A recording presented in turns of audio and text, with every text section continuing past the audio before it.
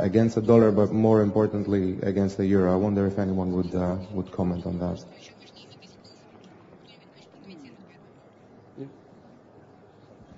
The UK is going through, we're going to have a problem. If we have a change of government with a Cameron administration, I think it's probably the administration that will be the most conscious of the problems we are facing today.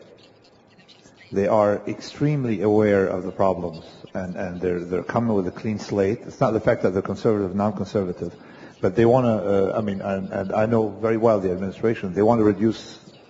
They're not like the U.S. administration, penetrated by a bunch of that school of economists that never did anything for anything.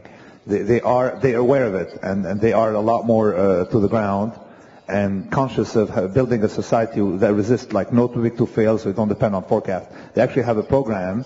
Cameron has a black swan, a robust UK economy program that will be revealed in about 3 weeks. So I think it'll be experimental. As they say in the UK, the last real man in the UK was Maggie Thatcher. That's a joke, they say. Or sorry to repeat it. I'm just repeating. So hopefully he will have a Maggie Thatcher type, behavior and stick to his plan against all kind of political resistance. And it will be experimental. And we'll see. That's the only hope we have on this planet. Okay. Anybody wants to add? No? Then probably another question, number 4. Name is Sharad. My question is to any of the panelists. We all seem to have consensus on dollar going down in long term. What you think would be the factors that could trigger this theory not holding true? I know. Who can answer? The question is, what will be alternatives to prevent this dollar, if you believe it? Well, an alternative will certainly be to carry out a monetary policy that keeps real interest rates positive and high, but that would obviously lead to, in my opinion, a temporary, very serious deflationary recession with significant demand deficiency, and therefore I don't think it's politically acceptable in the US. But that would be the strategy to pursue. Whenever a currency is weak, it is a symptom of inflation, and the strong currency is basically symptomatic of price stability or even deflation. So I would say the fact that the dollar has been weak is actually a symptom that there was inflation. By the way, also the growth in international reserves from $1 trillion in 1995 to now over $8 trillion is also symptomatic of a huge monetary inflation in the world. Thank you. Another question, microphone number 4. Thanks a lot. Vladimir Bashko. Could you please answer, as far as all we know, that Greece issues bonds even maybe every week now. What impact it will have on Eurozone and Euro in prospect maybe 2 years? Thanks. Okay. Who can answer? Yeah. I think the market is forcing a solution on Greece. Right. In a very short period of time, the yields rise enough, and the inability to come to market at the next auction says you've got to correct your problem immediately, and we want to see a budget that's credible, we want to see the cuts, and they have to fix their problem.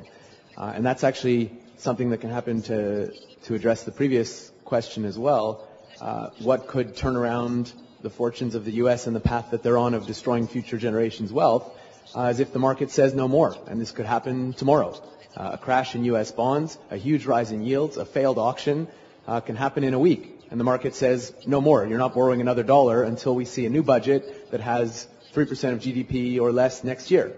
And they'll have no choice. And there will be, it's something you won't see certainly a democratic government. You probably won't see any elected government doing it voluntarily. It will be forced by the markets. And when that day of reckoning comes, when they make that adjustment, that's the turning point. And that really could come any time. As for Greece specifically, it's forcing it not just on Greece, but on all the other countries as well. Portugal's not far behind. They had a budget. It wasn't great. The market's going to push them, and they'll have to have a new budget. And if not them, then Spain, then Italy, then, and Ireland did it, just to find one that did. So I think that's the benefit, let's say, of what's happened in Greece, and that can happen very quickly to the U.S. as well. Thank you, Michael. And Nassim wanted to... if you remember 1982, those who were born in 1982 remember or have studied the crisis. So what happened was Mexico, every time we have a big default, it's something that happens suddenly. The numbers are out there. Anybody can examine them. And suddenly, puff, you have a shock. All right? Big debt crisis, as if the numbers weren't there. We had that with subprime. We had that almost in Dubai.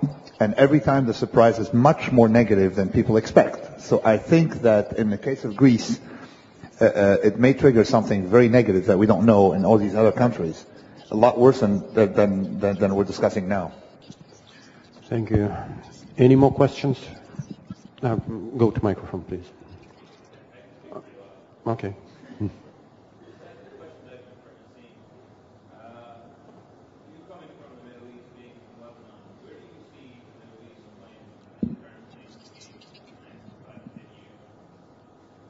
I have no idea, but let me tell you one thing.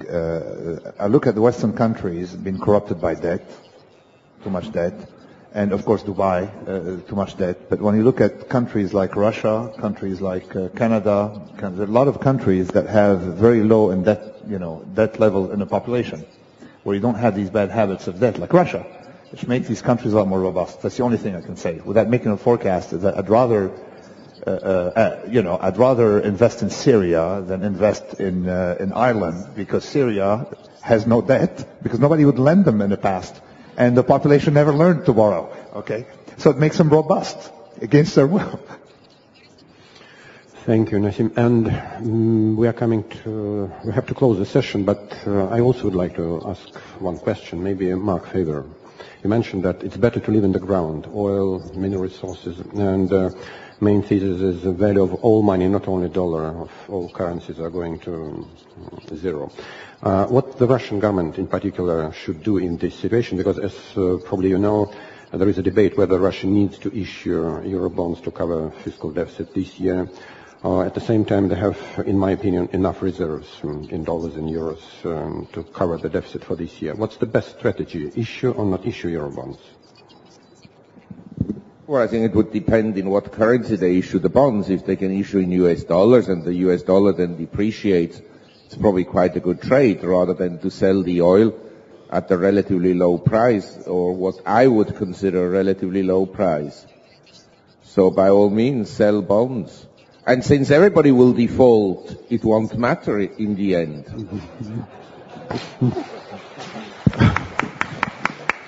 So, thank you all of the participants and we just had a very nice conclusion at the end of the session. And before everyone defaults, let's have a sort of lunch. Thank you.